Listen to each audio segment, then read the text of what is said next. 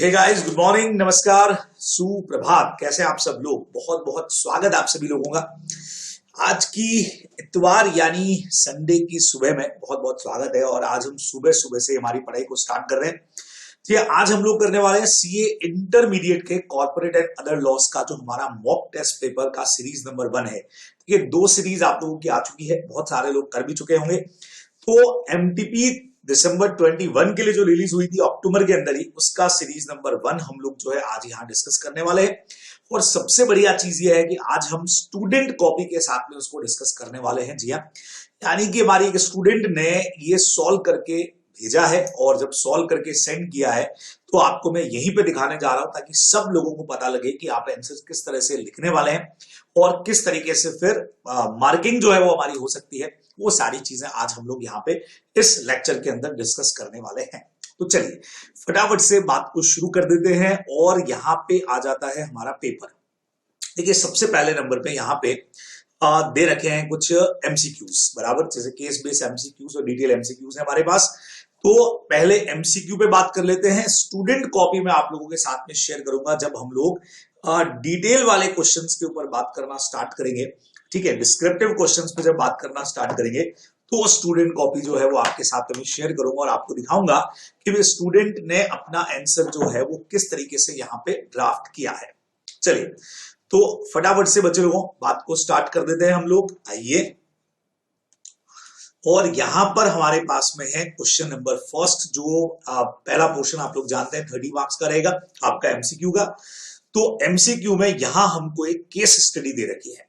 अब पूरा case study हमारे सामने है और केस स्टडी से रिलेटेड हमको क्वेश्चन यहाँ पे दे रखे हैं। 3 क्वेश्चन दे रखे हैं। तो इस बार मैं थोड़ा सिस्टम अलग तरीके से कर रहा हूं। पहले मैं क्वेश्चन पढ़ने जा रहा हूं और देन क्वेश्चन के बाद में मैं चेक करूंगा कि उससे रिलेटेड क्या पोर्शन क्वेश्चन में है और उसको मुझे किस तरीके से करना है। तो पहला एमसीक्यू, कई बार ये ट्रिक काम करती है, खास करके ऑडिट में तो काम करती है क्योंकि क्वेश्चंस कम दिख रहे हैं।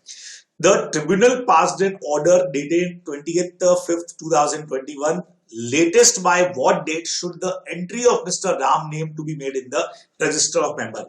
यानी ये वाला जो क्वेश्चन है वो ट्रिब्यूनल के कोई ऑर्डर से कनेक्टेड मुझे लग रहा है। तो इट मींस मुझे यहाँ पे ट्रिब्यूनल के ऑर्डर से रिलेटेड जो भी पोर्शन क्वेश्चन का है वो मुझे देख लेना चाहिए। तो यहाँ पे मुझे ये वाला जो पैराग्राफ है आप लोग देख पा रहे हैं, ये मुझे ट्रिब्यूनल के ऑर्डर का यहाँ पे नजर आता है। तो होना क्या है, स्टार्टिंग अपन एक बार देख लिया कि एक कंपनी है Ramola textile, listed public company है। Mister Rahim, share holder of the company, wants to sell all his share in the company and wants to settle abroad. बढ़िया चीज है। Mister Rahim sold his equity shares to mister Ram on 7th of May after completing all the formalities of transfer of share. Mister Rahim left India on 10th May। 10th May को उन्होंने India छोड़ दिया है। After 3 days span, Mr. Ram figured out that his name was still not registered in the company's register of member। Company के register में इनका नाम अभी तक नहीं आया। The annual general meeting scheduled है 25th May को, और so Mr. Ram wrote on email to the company regarding addition of his name in register of member।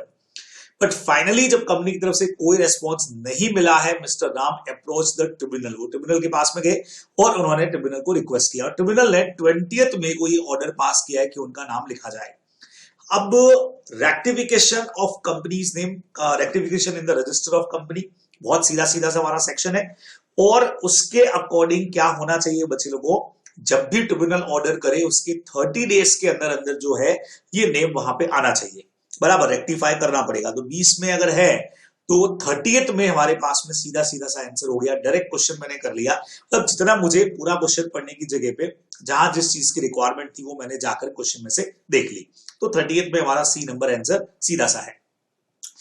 Second question कहता है, suppose the chairman of the company after 2 days of AGM went abroad for next 31 days। Okay, ऊपर लिखा हुआ था कि AGM होने वाला है और एजीएम के बाद में जो चेयरमैन है मीटिंग के, वो अब्रॉड चले गए हैं 31 डेज के लिए। ठीक है, due to the unavailability of the chairman within time period prescribe the submission of copy of report of AGM. बच्चों, ये मिनट्स की बात नहीं हो रही है, एजीएम पर जो हम रिपोर्ट देते हैं उसकी बात हो रही है। The report as required was signed by 2 directors of the company. 2 director ने साइन किया। Which one was additional director of the company. Comment करके बताइए क्या ये सही है। अब सीधा सीधा सा सेक्शन, सीधा सा प्रोविजन हमको पता है कि वैलिड नहीं है, बिकॉज दो डायरेक्टर का साइन चाहिए, जिसमें से एक अगर एमडी है तो एमडी का होना चाहिए, बराबर, वन ऑफ होम एमडी अगर है तो, और साथ में जो है वो कंपनी सेक्रेटरी का साइन होना चाहिए। तो इट मींस आंसर तो नो में ही जाएगा, तो नो के दो आंसर दिख रहे हैं। No the signing is not in order, only the chairman is authorise, हो नहीं सकता भाई, यस वाले ऑप्शन तो पहले ही कट हो गए, नो वाला ये भी जम नहीं रहा है, बचा हमारे पास D number. Signing not in order, since in case of chairman is unable to sign, the report shall be signed by any two director of company, one of whom shall be MD if there is one and company secretary of the company. तो D नंबर ऑप्शन हमारा बिल्कुल सही जाएगा। AGM में आप लोग देख सकते हो, हेडिंग्स वाला चैप्टर में सीधा सीधा सा प्रोविजन अपने को पता रखना है। Number next, according to the provision of Companies Act, till what date the company should submit report of AGM to the registrar? Registrar को एजीएम पर रिपोर्ट हमको कब तक सबमिट करना रहेगा, पहले देख लेते हैं एजीएम हुआ कब है, बराबर। क्लियर हमको दे रखा है, एजीएम का जो डेट है वो दे रखा है बच्चे लोगों 25 मई का। The annual general meeting was scheduled to be held on 25th of May. Annual return हम 60 डेज में देते हैं, लेकिन ये हमको देना होता है कितना, 30 डेज के अंदर। तो डेट हमारी आ जाएगी 25 से एक महीना बाद की, 30 डेज बाद की अगर डेट देखें अपन, मई 31 का होता है, तो 24 जून हमारा डेट होना चाहिए। मतलब सी ऑप्शन हमारा जो है वो एब्सोल्युटली यहाँ पे करेक्ट जाने वाला है। तो बहुत इजीली हम यहाँ पर कर सकते हैं इसको। तो बहुत अच्छा सा क्वेश्चन था। तो मैंने क्या किया कि पूरा क्वेश्चन, क्योंकि फर्स्ट पैराग्राफ से कोई लेना देना क्वेश्चन का था नहीं, इसमें से भी खाली एजीएम ये पूरा पैराग्राफ काम में आया, यहाँ से सिर्फ एजीएम का डेट काम में आया, और अगले दो पैराग्राफ से रिलेटेड तो कोई क्वेश्चन था ही नहीं। तो जब क्वेश्चन था नहीं तो अननेसेसरी मैं पैराग्राफ ही क्यों पढ़ो, तो मुझे रिक्वायरमेंट ही नहीं है, बराबर। तो इसलिए हमने इसको ऐसे कर दिया। चलिए सेकंड पॉइंट के ऊपर आते हैं बच्चे लोगों। अब सेकंड पॉइंट भी बहुत बड़ा है, लेकिन यहाँ पे दिया क्या है, सिर्फ एक और दो ही क्वेश्चंस पूछे गए। मैं फिर से पहले क्वेश्चन देख लेता हूं। According to the provisions of, अच्छा मतलब इंडियन कॉन्ट्रैक्ट का क्वेश्चन है, do you think the tailor has right to lien over the cloth? यानी टेलर किधर न किधर लियन यूज करना चाह रहा है, मतलब क्वेश्चन किधर न पढ़ना पड़ेगा अपने को, अलग से लियन के ऊपर कोई पॉइंट नहीं है। Atul want to wear a new coat for his seminar, which is to be held after 15 days. He bought cloth material from the market to make a new coat. Atul ने वो मटेरियल बाबू को दिया है, tailor को, बराबर, to make the coat. Babu promise Atul to deliver the coat within decided timing in 1 week, और अतुल ने 10% advance पैसा भी उसको दे दिया है स्टिच वगैरह के लिए, ताकि प्रायोरिटी बेसिस पे कर दे। एक वीक के बाद Atul went to the tailor and shock to see that coat is still unstitch. Okay, अभी भी अनस्टिच है। The tailor demanded 2 more days timing from Atul to stitch the coat, but Atul ने उसको मना कर दिया और उसको बोला भी मेरा कपड़ा वापस करो। टेलर ने रिटेन कर लिया, यहां पे समझ आया कि राइट ऑफ लियन यूज किया है, cloth and ask Atul to pay the price, क्योंकि वो ऑलरेडी कट कर चुका है। तो ये इन्होंने यहाँ पे पूछा है, तो अतुल से रिलेटेड, अभी आगे अतुल का फ्रेंड बीच में आ गया, रुक जाओ भाई, पहले मुझे इसी से मतलब है, क्योंकि क्वेश्चन इसी से रिलेटेड पूछा गया है बच्चे लोगों। क्या लगता है आप लोगों को कर पाएगा, क्या नहीं कर पाएगा? क्योंकि आपने अभी तक काम ही जब कंप्लीट नहीं किया एग्रीड टाइम में, तो आपको राइट ऑफ लियन मिलने का सवाल ही नहीं है, बराबर। तो आंसर अपने को सीधा सीधा सा, यहाँ क्या पूछा है, टेलर हैव राइट, तो टेलर हैव नो राइट। तो फर्स्ट और ए और सी आंसर तो वैसे ही कट हो गया, बी और डी चेक करना पड़ेगा। He has not completed the work within agreed time, but he is not required to return the advance amount. नहीं, यहाँ पे आंसर नंबर हमारा जो पूछा है क्वेश्चन वो बी से रिलेटेड है, तो बी नंबर हमारा आंसर एब्सोल्युटली करेक्ट जाएगा कि उसको राइट ऑफ लियन मिलने वाला यहाँ पे नहीं है, बराबर से। और जो कि काम नहीं किया तो एडवांस वापस हो जाएगा, ये अपने को यहाँ पे ध्यान में रखना पड़ेगा। चलिए जी, नेक्स्ट पे आते हैं बच्चे लोगों। Referring to the provision of contract when Yash found, Yash से रिलेटेड कोई क्वेश्चन यहाँ पे पूछा है, तो ढूंढना पड़ेगा क्वेश्चन में first second paragraph Yash, second third दोनों यश के ही है। Atul friend left his car, एक कार का क्वेश्चन है, और ये क्या है देखें, when Yash found goods belonging to another, मतलब किसी दूसरे के गुड्स उसको मिले हैं। तो फाउंड गुड्स मतलब इस पैरा पे तो क्वेश्चन दिख ही नहीं रहा है, क्योंकि यहाँ तो कार वार सर्विस में दिया है बच्चे लोगों। तो अतुल फाउंड अ मोबाइल, ये पैराग्राफ काम का दिख रहा है। Yash found a mobile and a branded pen lying on the road side, Atul के हाउस के बाहर, मतलब यश जो है वो अतुल का दोस्त है, यहां से पता लगा, और उसको अतुल के घर के बाहर कोई मोबाइल फोन और ब्रांडेड पेन मिला, चलो किधर भी मिला हो। Yash try to inquiry about the real owner, उसने रियल ओनर को ढूंढा और नहीं मिला लगता है। He took the phone and pen with him and kept in the drawer of his study table, अपने टेबल का ड्रॉवर में डाल दिया। नेक्स्ट डे यश की जो वाइफ है वो रूम में आई, searching for a pen, pen ढूंढ रही थी, उसने उस पेन को देखा और पेन को ले लिया और बाहर चली गई। अनफॉर्चुनेटली यश की वाइफ से वो पेन जो था, ब्रांडेड पेन था, महंगा होगा, वो लॉस्ट हो गया।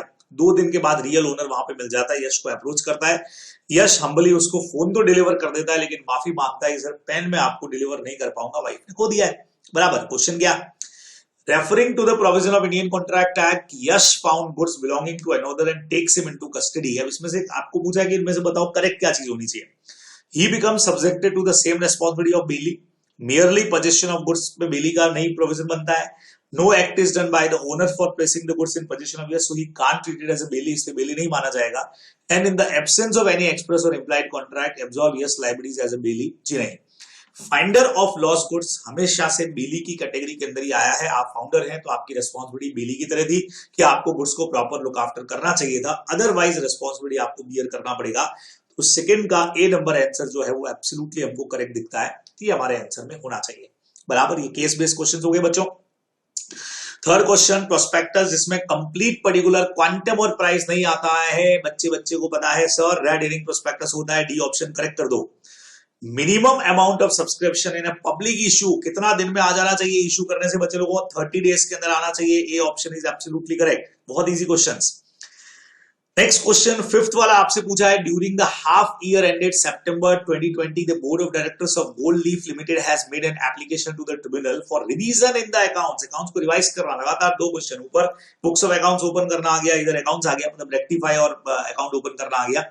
सेक्शन नंबर हमसे बहुत सीधा सीधा से इन्होंने पूछ लिया, आप लोग पढ़ के आए हैं 130 131। एक में बुक्स अकाउंट्स ओपन करना है, एक में रिवीजन ऑफ द अकाउंट्स करना है।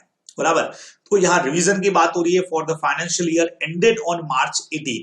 बराबर, further during the year ended March 2021 the board has given made an application to the tribunal for revision in the board report. Okay, तो इधर अकाउंट्स रिवाइज करना है, इधर बोर्ड रिपोर्ट को revise करना है, और वो साल है हमारा March 20 का। ओके ठीक है। तो 21 के अंदर उन्होंने अप्लाई किया है, एक तो 2018 का करना है और एक 2020 का करना है। तो आपको बताना है ये वैलिड है कि नहीं। ऐसा क्वेश्चन हम पहले भी कर चुके हैं। कई लोग को लगता है सर एक साल में एप्लीकेशन एक बार ही जा सकता है, ऐसा नहीं है। एक बार में एक साल में जो एप्लीकेशन जाएगा वो पिछले 3 साल में से किसी भी एक साल के लिए हो सकता है। मतलब किसी भी एक का मतलब, जैसे 2018 के लिए अगर आपने ओपन कर दिया तो उसी साल में फिर आप वापस से 2018 के लिए अप्लाई नहीं कर सकते, समझ रहे हैं आप। 2019 के लिए कर दिया तो वापस 2019 के लिए नहीं कर सकते। तो एक ही फाइनेंशियल ईयर में एक से ज्यादा फाइनेंशियल ईयर को रिवाइज करने के लिए बिल्कुल जा सकता है एप्लीकेशन, बिल्कुल जा सकता है, लेकिन ईयर अलग अलग होने चाहिए। स्टडी मैट में क्लियर कट आपको नोट वाले पॉइंट में दे रखा है, कई बार मैंने डिस्कस भी उसको किया है। तो हमारा आंसर क्या जाएगा भाई, the act of board is valid only to the extent of application made for accounts not for. नहीं, ये जो सेक्शन है ये अकाउंट्स एंड बोर्ड रिपोर्ट दोनों के लिए क्लियर बोला हुआ है उसमें कि जब डायरेक्टर्स को लग रहा है कि भाई बोर्ड रिपोर्ट में कुछ प्रॉब्लम रह गया है या अकाउंट्स जो है वो हमारे सेक्शंस फॉलो नहीं हुए, तो अपन ऐसा कर सकते हैं। Act of board is valid. Application made for revision in accounts and board report to different financial year. Yes, यही हमारा आंसर है। आगे कुछ पढ़ने का जरूरत ही नहीं। दो अलग अलग फाइनेंशियल ईयर के लिए है, एक 18 के लिए ओपन करने की बात हो रही है, एक 20 के लिए ओपन करने की बात हो रही है। तो बिल्कुल अलग अलग ईयर के लिए है तो हम ओपन कर सकते हैं। चलिए, थोड़ा स्पीड मैंने फास्ट रखा हुआ है बच्चों, कम टाइम में ज्यादा चीजें डिलीवर हो जाए। 1% company shall file a copy of duly adopted. 1% company को फाइनेंशियल स्टेटमेंट कभी सबमिट करना पड़ता है 180 डेज। क्या कहते हो, from the closure of financial year, ऐसा कुछ है क्या? Yes, 180 days from the closure of financial year. D option is absolutely correct. 2 number आपके हुए। नंबर नेक्स्ट पे आते हैं। The board of director of Vidyut limited are contemplating the declare interim dividend जुलाई के अंदर, but the company has incurred losses में है, तो वो पिछले 3 फाइनेंशियल ईयर का एवरेज डिविडेंड का एवरेज, उससे ज्यादा नहीं। 5 साल का प्रॉफिट आपको दे रखा है बच्चे लोगों, ये रहा 5 साल का, 8 9 12 11 10। ओके, तो हमको तो लास्ट 3 इयर्स का लेना है ना भाई। 5 साल का भले आपने दिया तो 21 से पहले के 3 साल तो यही रहे होंगे, 12 11 और 10। तो सीधा सीधा से कितना हो गया बच्चों, 11% होना चाहिए। क्या बोलते हो? तो यस, सीधा सीधा सा मैक्सिमम रेट ऑफ डिविडेंड कितना जाएगा, 11% जाएगा। 7th का B number option is absolutely correct. Number next, dividend declare करने से पहले रिजर्व में कितना अमाउंट ट्रांसफर करना है, जितना कंपनी का मर्जी हो भाई, at the discretion of company, कोई परसेंटेज इसके अंदर डिसाइडेड नहीं है। तो 8th का D option is correct. For appointing an auditor other than retiring auditor appoint कर रहे हो तो स्पेशल नोटिस देना पड़ेगा। ये सेक्शन नंबर 115 में भी है, सेक्शन नंबर 140 में भी आप लोग पढ़ते हो, स्पेशल नोटिस का रिक्वायरमेंट रहेगा। तो 9th का A number option is correct. Which of the following is prohibited services? Auditor कौन सा सर्विस नहीं दे सकता है भाई? 144 में प्रोहिबिशन पहले ही नंबर पे पता लग गया। डिजाइन और implementation of financial information system, पहले ही नंबर, बाकी पढ़ने का जरूरत ही नहीं पड़ा। रिपोर्ट देना, कंप्लायंस करना स्टैंडर्ड को, फ्रॉड पे रिपोर्ट करना, बाकी सब तो करना ही है उसको। 11th नंबर क्वेश्चन पे पहुंच गए बच्चे लोगों। Which of the following statement is not true? Incorrect sentence कौन सा है वो अपने को 11th के अंदर चूज करना पड़ेगा। आइए देखते हैं। इन case of share underwriting commission जो है वो नॉट एक्सीड 5%, ये तो करेक्ट है बच्चों, ये ट्रू है। Underwriting commission should not be more than the rate specified in the articles, ये भी ट्रू है। आर्टिकल्स में अगर रेट है तो उससे ज्यादा नहीं होगा। इन case of debenture underwriting commission का रेट ना 5% नहीं भी 2.5% होता है, यानी कि यही फॉल्स है, यही हमारा आंसर है C. Amount of commission may be paid out of profit, बिल्कुल सही है, तो C option is absolutely correct 11th का, ये हमको ध्यान में रखना है। चलिए 12th पे आते हैं। Negotiable instrument in the favour of minor, मैंने अपना टेस्ट में भी ये क्वेश्चन लिया था, हालांकि मैंने यहां से नहीं बनाया था लेकिन यहां दे रखा है। माइनर के फेवर में अगर कोई नेगोशिएबल इंस्ट्रूमेंट होगा तो 100% वैलिड होने वाला है बच्चे लोगों। Favourable to minor Indian contract act भी कहता है, यहां पे भी पढ़ के आए वैलिड होता है। According to the rule words are institute are given in plain and ordinary meaning, अगर लेना है तो लिटरल इंटरप्रिटेशन होता है, वो हमेशा से आप जानते हो, ये option is correct. There is a conflict between two or more statute, जब दो में कॉन्फ्लिक्ट है, हार्मोनियस इंटरप्रिटेशन, क्या बोलते हो भाई, सीधा कई चीजें तो पढ़ते ही पता लग जाएंगी। यस सर, 14 का C option is correct. 15 number, as per provision of general clauses act where an act or omission constitute an offence under two or more enactment, दो या दो से ज्यादा लग रहे हैं, तो offender shall be liable to be prosecuted and punished under, दोनों में से किसी भी एक में पनिशेबल होगा, under either of any of those enactment. ये ऑप्शन सीधा ही पता लग रहा है बच्चों, दो जब पेनल्टी लग रही है तो किसी भी एक के अंदर उसको पनिशमेंट मिलने वाला है। Where an act of parliament does not expressly specify any particular date, अगर स्पेसिफाई नहीं की जाए एक्ट के एप्लीकेबल होने की, तो बच्चे लोगों कौन से डेट को माना जाएगा, जिस दिन प्रेसिडेंट का कंसेंट मिला। अगर कोई स्पेसिफाइड डेट है तो बात अलग है, नोटिफिकेशन के थ्रू, नहीं तो जब प्रेसिडेंट का कंसेंट मिला बोले तो नंबर 1। चलिए, the date of maturity of bill जो है 100 days, payable 100 days after sight, okay, presented on 4th May है, तो 4th May से मैच्योरिटी डेट क्या होने वाला है बच्चे लोगों को अपने को निकाल लेना है। तो मई में बचे हुए दिन आप लोग निकाल लें, कितने होते हैं बराबर, मई, जून और जुलाई, देखो 100 डेज करीब करीब बोले हुए हैं, तो मई हमारा 31 का होता है ना, 4 दिन मई के चले गए बराबर, तो कितना दिन बचा, 27 दिन आई थिंक मई का बच रहा है अपने पास में ना, 27 और 4 31, यस मई। फिर हमारा हो गया जून, ठीक है, फिर हमारा हो गया जुलाई, जुलाई के बाद हमारे पास में अगस्त के जो दिन बच रहे हैं बच्चे लोगों, वो बच रहे हैं, ये तो हमारे हो गए 88 डेज हो गए ना, तो 12 दिन बच रहे हैं, 12th ऑफ अगस्त हमारी डेट आती है, प्लस 3 दिन ऐड होता है, तो 15 अगस्त डेट आता है। 15 अगस्त को छुट्टी का दिन है, पहले से प्री डिक्लेयर हॉलीडे है, प्री डिसाइडेड हॉलीडे है, तो एक दिन पहले का 14 अगस्त हमारा डेट होना चाहिए भाई, 14 अगस्त बराबर, तो बी ऑप्शन जो है इसका बिल्कुल करेक्ट जाता है, अपने को ध्यान में रखना है, ऐसा कैलकुलेशन से पता लग जाएगा अपने को। चलिए, तो फर्स्ट पार्ट यहां आकर के बच्चे लोगों हमारा हो रहा है कंप्लीट एमसीक्यूज का। अब सेकंड पार्ट देखते हैं बच्चे लोगों, और आपको दिखाऊंगा आंसर और स्टूडेंट ने क्या आंसर दिया, सब कुछ बताऊंगा आपको यहाँ पे, ताकि आपको पता लगे कि किस तरह से आंसर ड्राफ्ट किए जा रहे हैं। फर्स्ट पार्ट हमारा 5 क्वेश्चन इसमें कवर है। Silver Oak limited has following balances in their balance sheet on 31 March 21। Okay, कुछ इक्विटी कैपिटल है, फ्री रिजर्व है, सिक्योरिटी प्रीमियम है, सीआरआर है और रिवॉल्यूशन रिजर्व है। डायरेक्टर्स चाह रहे हैं कि 1:3 के रेशियो में बोनस देना चाह रहे हैं। ओके, 1:3 का मतलब बच्चों 3 शेयर पे 1 शेयर बोनस का मिलेगा, मतलब 30 लाख की जो कैपिटल है उस पर 10 लाख का हमको बोनस के लिए अमाउंट का जरूरत पड़ेगा। अब बोनस का अमाउंट कहां से आता है, free reserve, security premium and CRR बराबर, रिवॉल्यूशन रिजर्व यूज नहीं होता है, आप लोग जानते हैं, तो 3 यूज हो सकता है, तो 5 + 3 8 and + 4 12 लाख रुपीस हमारे पास में अवेलेबल है, 10 लाख का बोनस देना है, तो बिल्कुल आराम से हम लोग बोनस शेयर इश्यू कर सकते हैं। फर्स्ट पार्ट में तो यस है। सेकंड नंबर में बच्चों 1:2 का मतलब हर 2 शेयर पे 1 देना है, मतलब 30 लाख अगर है तो 15 लाख रुपए का हमको चाहिए, जो हमारे पास में अवेलेबल नहीं है। कितना सिंपल सा क्वेश्चन है, देखें आईसीआई ने इसके आंसर में क्या लिखा है, मैं आपको दिखाने जा रहा हूं, फिर आपको मैं स्टूडेंट का कॉपी भी यहाँ पे दिखाऊंगा बराबर। थोड़ा सा मेहनत हमको ज्यादा लगेगा, बट आपको मजा आएगा कि हाँ सर बिल्कुल एकदम प्रॉपर तरीके से काम हो गया है। ये देखिए, बहुत सीधा सा है, सेक्शन 63 अगर कोट करते हैं तो बहुत अच्छी बात है। कहां से सोर्सेज आपको मिलेंगे डायरेक्टली बताओ, free reserve, premium and CRR, और ये भी बताओ कि रिवॉल्यूशन ऑफ एसेट रिजर्व काम नहीं आता है, वो भी जरूर दीजिए। ठीक है। फिर फाइनल आंसर हमने दो बता दिए कि फर्स्ट वाले के अंदर 12 लाख का जरूरत है और बिल्कुल हमारे पास में जो है वो फर्स्ट वाले मैटर में 10 लाख हमको देना है, तो बिल्कुल 1:3 में हम दे सकते हैं। सेकंड वाले में प्रॉब्लम ये है कि अवेलेबल अमाउंट 12 लाख ही है लेकिन देना 15 लाख है, तो नॉट पॉसिबल होगा, एक्सीडिंग जा रहा है, तो ये हम लोग नहीं दे पाएंगे। ये सीधा सीधा सा हमने आंसर में लिखा है। ठीक है, अब आप देखें हमारे स्टूडेंट ने इसका आंसर क्या लिखा है, ये देखिए आपके सामने है। नाम डिस्क्लोज नहीं कर रहा हूं स्टूडेंट का, बराबर। आप सीधा सा पेपर पे ध्यान दें कि इन्होंने आंसर को कैसे ड्राफ्ट किया है और जो चाहिए वो है कि नहीं है। इन्होंने भी लिखा as per provision of the section 63, बढ़िया है, सेक्शन कोड कर दिया, बहुत अच्छी बात है। The companies act 2013, a company may give bonus share to its shareholders, बराबर आप देख पा रहे होंगे, फ्री ऑफ कॉस्ट। और द फॉलोइंग, देखो इन्होंने पहले नंबर पे फ्री रिजर्व वाला पॉइंट बकायदा यहाँ पे दिया है, सिक्योरिटी प्रीमियम इन्होंने यहाँ पे दिया है, सीआरआर इन्होंने यहाँ पे दिया है, और company is not allowed to use any notional gain or revolution surplus for bonus issue, ये भी इन्होंने बहुत बढ़िया एक्स्ट्रा लाइन डाल दी जो हमको चाहिए थी।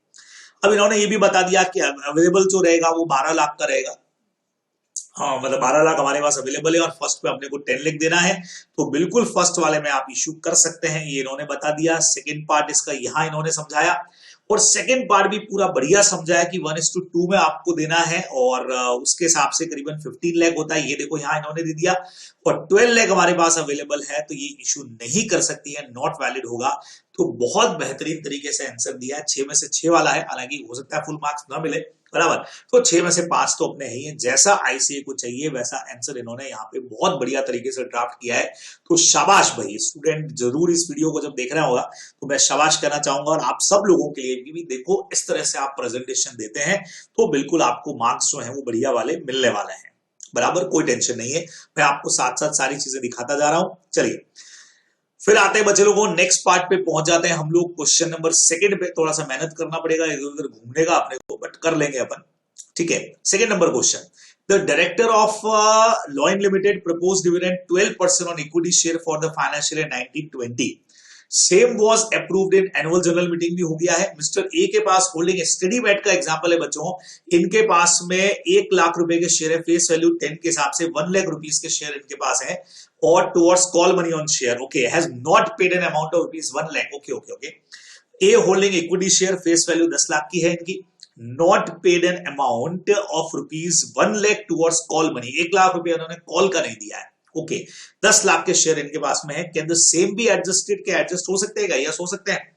अब इसको करने का तरीका क्या होता है कि 10 लाख के शेयर इनके पास में है, 10 लाख पे 12% की रेट से डिविडेंड डिक्लेयर हो रहा है, तो इसका मतलब 1,20,000 डिविडेंड का मिलता है, ठीक है। उसमें से 1 लाख इनके कॉल का है, एडजस्ट कर दीजिए, पीछे बचा 20,000 वो इनको पे कर दीजिए, कहानी खत्म हो जाएगी, बराबर। 3 मार्क का हमारा क्वेश्चन है और आई थिंक 127 वाले सेक्शन से हम इसको कवर कर सकते हैं, चेक करें। आइए, यस 127 डी का क्लियर पॉइंट है बच्चों, as per law dividend is declare by the company और रिमेन्स कॉल्स इन एरियर हो, तो कोई ऑफेंस नहीं है अगर आप उनको डिविडेंड नहीं पे करो, लॉफुली आप एडजस्ट कर सकते हैं, बिल्कुल आपको एडजस्ट करने का राइट है। और आप देख सकते हैं, अच्छा ध्यान रखिएगा कि अमाउंट लेस करके 9 लाख के ऊपर सर हम कैलकुलेट कर दें, ऐसा नहीं करिएगा, पूरा जितना फेस वैल्यू उस पर डिविडेंड कैलकुलेट करो और उसमें से कॉल्स इन एरियर को माइनस करो, स्टडी मैट में एग्जाम्पल देके रखा है। तो आप देख सकते हैं 10 लाख पे 1.20 आया, इसमें से 1 लाख हमने एडजस्ट कर लिए हैं, 20,000 जो है वो उनको पे हो जाएगा, बिल्कुल 1 लाख का एडजस्टमेंट हो सकता है, ये आईसीए ने अपने आंसर में आपको देके रखा है, बराबर से, कोई टेंशन नहीं। चलिए अब आपको स्टूडेंट कॉपी भी दिखा रहा हूं मैं साथ साथ में कि देखो भाई हमारे स्टूडेंट ने इसका आंसर कैसे लिखा है, ठीक है। ये देखिए फर्स्ट का भी 3 नंबर का क्वेश्चन है और इसमें इन्होंने as per the provision of companies act, company can adjust the dividend against any sum of call money that is unpaid with respect to such share, it is lawful to adjust such sum of dividend against any unpaid calls in arrear, बहुत बढ़िया लिखा है। Hence the company is not required to pay mister any dividend, it can be adjust the dividend against unpaid amount of 1 lakh toward call money. यहां आकर के बच्चों इनसे गड़बड़ हो गई है, कैलकुलेशन वाला पार्ट बिल्कुल भी नहीं समझाया, ठीक है। फिर ये भी लिख दिया कि नॉट रिक्वायर्ड टू पे एनी डिविडेंड, कुछ भी डिविडेंड नहीं देना है भाई, क्यों नहीं देना है, 20,000 तो देना पड़ेगा ना अपने को, बराबर। तो 3 नंबर का क्वेश्चन है बच्चों, हद से हद प्रोविजन आपने सही लिख दिया तो 1.5 नंबर मिल जाएंगे, बाकी नंबर कटने वाले हैं, बराबर, क्योंकि कैलकुलेशन वाला पार्ट इन्होंने यहाँ पे नहीं लिखा, कैसे एडजस्ट करना है वो नहीं लिखा, रिमेनिंग 20,000 देना है वो नहीं लिखा, उसके मार्क्स पक्का कटने वाले हैं अगर एग्जाम में ऐसा लिख के आए तो, बराबर समझे आप लोग की क्या गलती किया इन्होंने, तो ऐसा गलती अपने को नहीं करना है, जिधर कैलकुलेशन है समझाओ ना, बराबर। तो ये आप लोग ध्यान रखने वाले हैं। चलो अगले क्वेश्चन की तरफ बढ़ते हैं। स्पीड थोड़ी सी फास्ट रखी हुई है क्योंकि समय कम है, आप लोगों के पास काम बहुत करना है अपने को। चलिए अगले क्वेश्चन की तरफ बढ़ जाते हैं फटाफट से। नेक्स्ट क्वेश्चन है बच्चों, mister R brother of CA Sana practising chartered accountant acquire securities of Hot limited having market value of 1,20,000, ठीक है, फेस वैल्यू 95 है। क्या सीए सना क्वालिफाइड है क्या? बिल्कुल है ना भाई क्वालिफाइड, क्योंकि इनके ब्रदर ने फेस वैल्यू पे 95,000 के शेयर ले रखे बच्चों। सेक्शन 141 की जो अपनी डिस्क्वालिफिकेशन है, रिश्तेदार को, रिलेटिव को 1 लाख रुपए तक का फेस वैल्यू अलाउ करती है, आप शेयर हेल्ड करके रख सकते हो। 3 नंबर का हमारा क्वेश्चन है। आओ देख लेते हैं हमारा प्रोविजन जो है वो क्या सेट होने वाला है यहाँ पे बच्चे लोगों। फटाफट से एक बार प्रोविजन हम लोग देख लेते हैं तो पता लग जाए क्या है। चलिए किधर गया भाई, किधर गया, किधर गया? हाँ जी, चलो स्टूडेंट का आंसर आपको पहले दिखाता हूं इस बार, फिर आपको प्रोविजन दिखाऊंगा। और स्टूडेंट ने लिखा है section 141 of companies act contains, ठीक है, 141 दे दिया कि भी ये दिखाता है a person his relative or partner if hold securities of the company. बच्चे कंपनी पूरा है ये, कंपनी एसोसिएट कंपनी, अपना जो कंपनी होल्डिंग अपना कंपनी और सब्सिडरी कंपनी एसोसिएट कंपनी, पूरा कैश वाला जो पॉइंट है वो पूरा है इसके अंदर। तो लिखते वक्त ध्यान रखो वेदर हिमसेल्फ और इज रिलेटिव। अब ये थोड़ा सा लैंग्वेज यहां मार खा गई है, लैंग्वेज गड़बड़ हो गया है। ये स्टूडेंट हमारा यहाँ पे मार्क खा गया भाई। अ पर्सन क्लियर इन्होंने बोल दिया भाई, क्या बात है, ये मेरा कोई ग्रुप चल रहा है भाई, इतने सारे मैसेजेस कौन से ग्रुप में धड़ाधड़ आए जा रहे हैं, देखना पड़ेगा। अच्छा अच्छा अच्छा, मैंने कहा क्या बात है, कोई स्टूडेंट जो है उसका कोई क्वेश्चन तो नहीं है। हाँ जी चलिए, तो क्या बोल रखा है बच्चों इन्होंने, ये जो लैंग्वेज है इसमें घोटाला कर दिया है। A person his relative or partner if holds securities of the company whether himself or his relative or a partner, ऊपर लिख दिया ना भाई, तो वापस कैसे लिखा है, तो बड़ा कंफ्यूजन हो गया।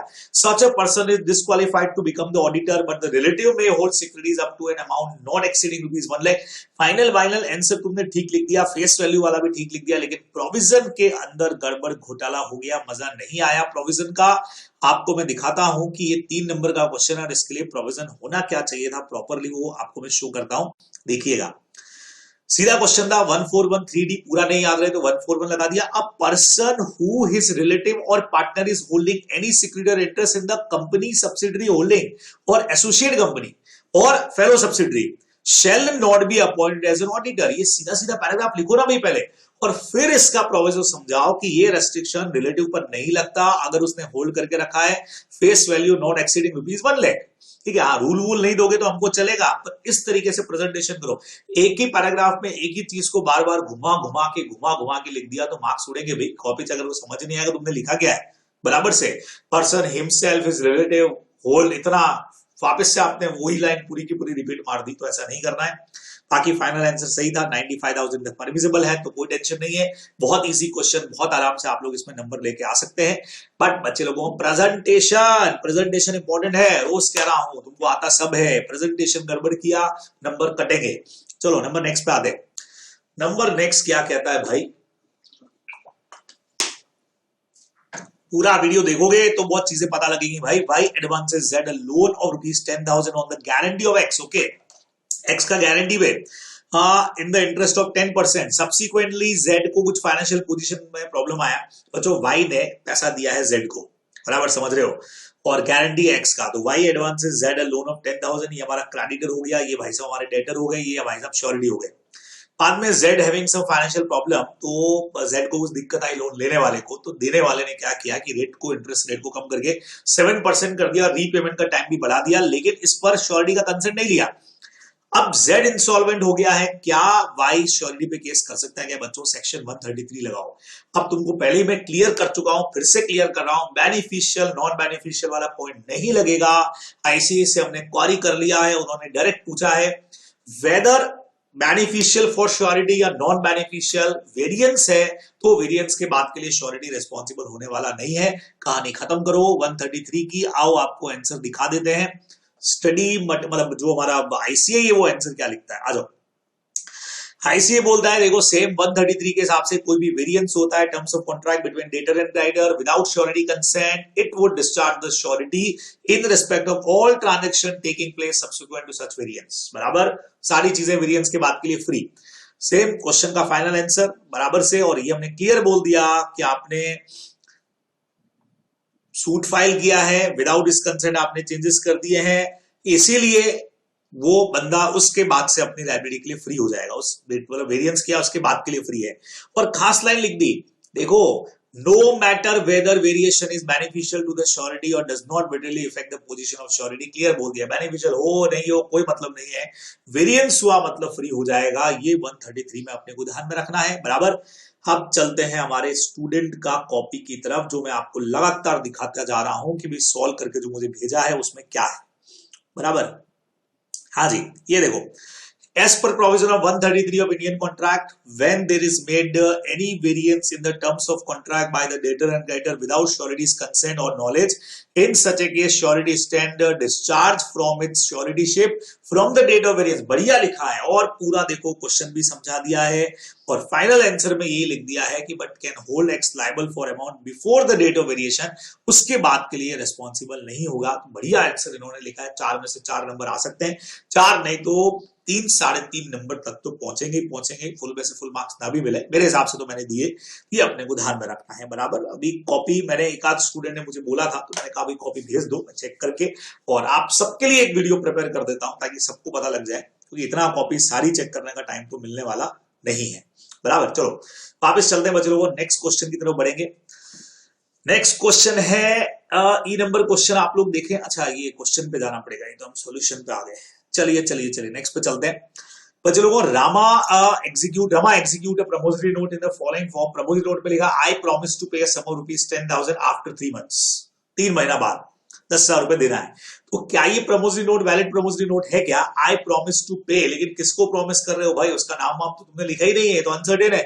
तो और बेयरर प्रमोशनरी नोट तैयार होता नहीं है, ऐसा कुछ होना चाहिए आंसर के अंदर। 3 नंबर का क्वेश्चन है, चेक करें आंसर, आ जाओ।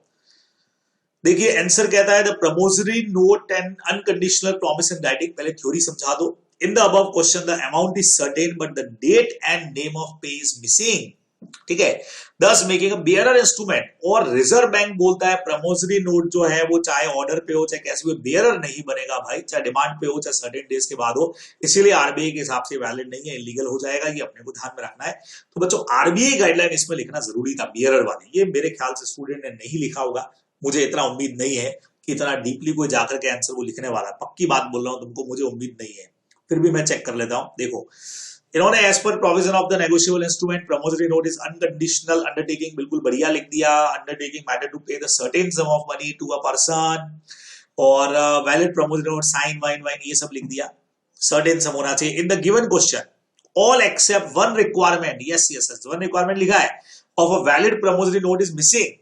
नेम ऑफ पे नहीं है, बढ़िया लिख दिया इन्होंने। ये बात तो पे का नेम नहीं है सर, किसको पेमेंट करना है वो नहीं लिखा है, इसलिए नॉट वैलिड है। देखो फाइनल आंसर तो बिल्कुल बराबर है, बिल्कुल फर्स्ट क्लास है। नाम वाली चीज पे भी आ गए, लेकिन मैं चाहूंगा यहाँ पे आरबीआई, आपके नोट्स में दे रखा है ना, आरबीआई ने बोला है बेयरर वाला नहीं कर सकते, तो आरबीआई का डायरेक्शन इसमें जरूर डालो, बेयरर वर्ड जरूर डालो, क्योंकि बेयरर काउंट हो गया इसलिए नंबर कट गया। देखो 3 नंबर का क्वेश्चन था, मेरे हिसाब से 1.5 नंबर ही मिलेगा, 1.5 नंबर उड़ेगा।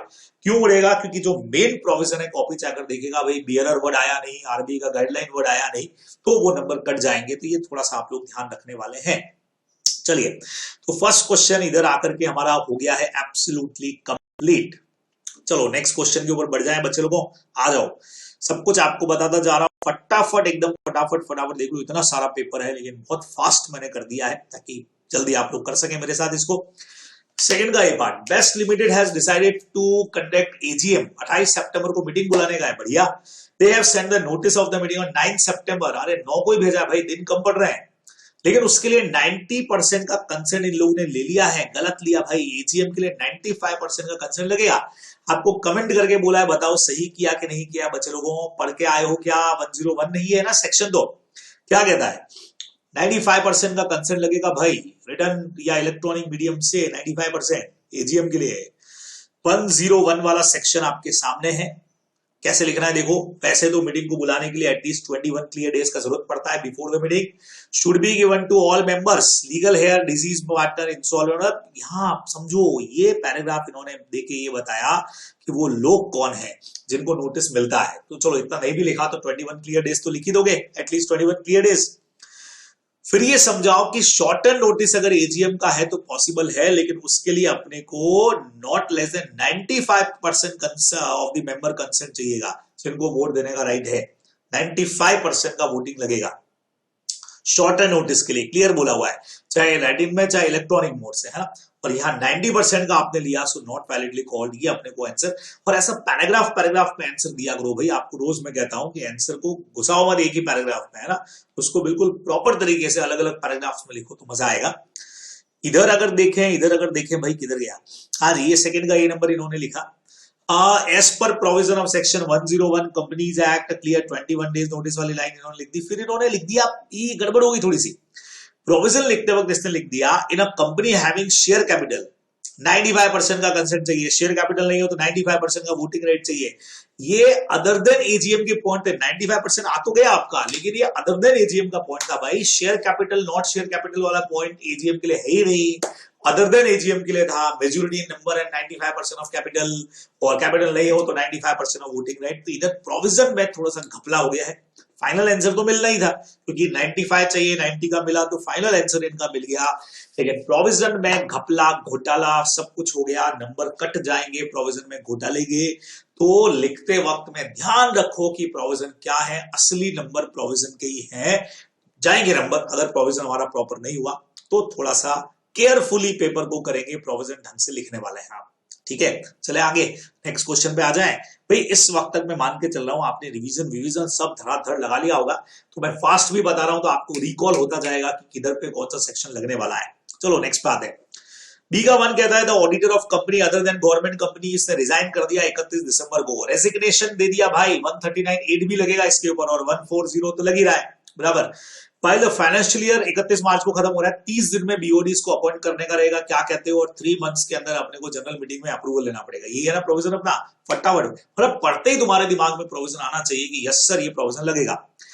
पूछा कैसे ऑडिटर अपॉइंट होगा, बता ही दिया मैंने आपको, 3 नंबर का क्वेश्चन है, आ जाओ सेक्शन याद है तो बहुत अच्छी बात है, नहीं तो बगैर सेक्शन के ढंग से आंसर भी लिख देते हो तो चलने वाला। ये देखो 139(8) आपको बोल ही दिया था मैंने, कैजुअल वैकेंसी बराबर।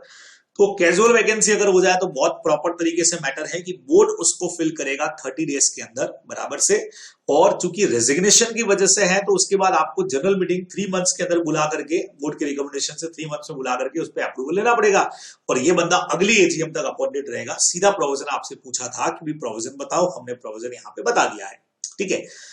अब देखें हमारे स्टूडेंट ने क्या किया है भाई, लिखा है कि नहीं लिखा है, बढ़िया तरीके से लिखा है क्या, हाँ जी लिख तो बढ़िया रहा है भाई, बिल्कुल 3 में से 3 वाला मैटर लग रहा है।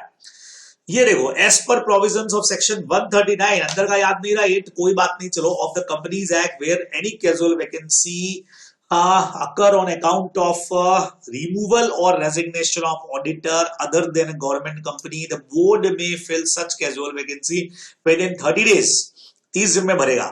इन case of resignation bye auditor, board में fill such casual vacancy which will be approved by the shareholder at general meeting within 3 months, आगे और लिख देते 3 months from the date of recommendation, यहाँ पे तो और मजा आ जाता बराबर। फिर फाइनल आंसर बता ही दिया इन्होंने डेट्स भी दे दी सर 31 मार्च था तो 31 दिसंबर को हुआ, तो 31 मार्च तक 3 मंथ में मीटिंग बुला करके अपॉइंट करना पड़ेगा, और ये जो है वो कंक्लूजन ऑफ नेक्स्ट एजीएम तक काम करेगा। ये भी बहुत बढ़िया इन्होंने लिखा, तो एक आध लाइन वो और ऐड कर दे तो और मजा आ जाएगा। बाकी आंसर बढ़िया लिखा गया है, कोई प्रॉब्लम वाली बात नहीं है, ठीक है। तो एग्जैक्ट ऐसा नहीं, लेकिन जितना बढ़िया लिख सकते हैं उतना तो लिखे हम। चलिए अगले क्वेश्चन की तरफ बढ़ते हैं बच्चों, बहुत आंसर से दिख रहा था, बहुत सिंपल क्वेश्चन पूछा गया है। State the person responsible for complying with the provision regarding maintenance of books of accounts, के लिए कौन रिस्पांसिबल है। ओके, बुक्स ऑफ अकाउंट्स को मेंटेन करने के लिए 128 में लास्ट में कुछ देके रखा है ना अपने को, कि वो लोगों के नाम देके रखे कौन कौन रिस्पांसिबल है। आइए देख लेते हैं फटाफट से कौन रिस्पांसिबल है भाई, सीधे नाम दे रहे हैं। 128(6) में दे रखा है कि जो भी बुक्स अकाउंट्स वगैरह मेंटेन होंगे उसके लिए एमडी होल टाइम डायरेक्टर जो इंचार्ज ऑफ फाइनेंस हो, सीएफओ या अदर पर्सन जिसको बोर्ड ऑथराइज करे। छोटा सा क्वेश्चन है बच्चों, एकदम इजी सा, बहुत बढ़िया, अगर आ जाए एग्जाम में तो मजा आ जाएगा। देखें इन्होंने क्या लिखा होगा कि भूल गए होंगे हमारे स्टूडेंट के, लिख लिया होगा यस 128 सेक्शन का रेफरेंस दे दिया।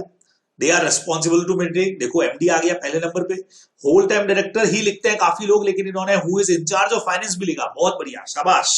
सीएफओ, क्या बात है, वो भी लिख दिया। और अच्छा, सीएफओ शॉर्ट में नहीं लिखना है, आपने को पूरा लिखना है। और एनी अदर पर्सन जो भी डिसाइडेड बाय द बोर्ड, बहुत बढ़िया, बिल्कुल प्रॉपर आंसर, जितना चाहिए था उतना आंसर अपन ने लिख दिया। देखो कोई आंसर बड़ा मिलेगा, कोई छोटा मिलेगा, तो कंपनसेट हो जाएगा अगर आप ढंग से करते हैं तो। टाइमिंग आपका बिल्कुल बराबर सेटअप हो जाएगा, किसी में ज्यादा टाइम, किसी में कम टाइम, तो इजीली हमारा मामला जो है वो सेट हो जाता है। चलो अगला क्वेश्चन की तरफ चलते हैं भाई, बड़ा वीडियो बनेगा भाई, टाइम निकाल करके देखना। अब बगैर देखे आप तो बोलो सॉरी इतना टाइम लग गया हमको, तो भाई वो होने वाला कुछ नहीं है, वो तुम्हारा मर्जी है।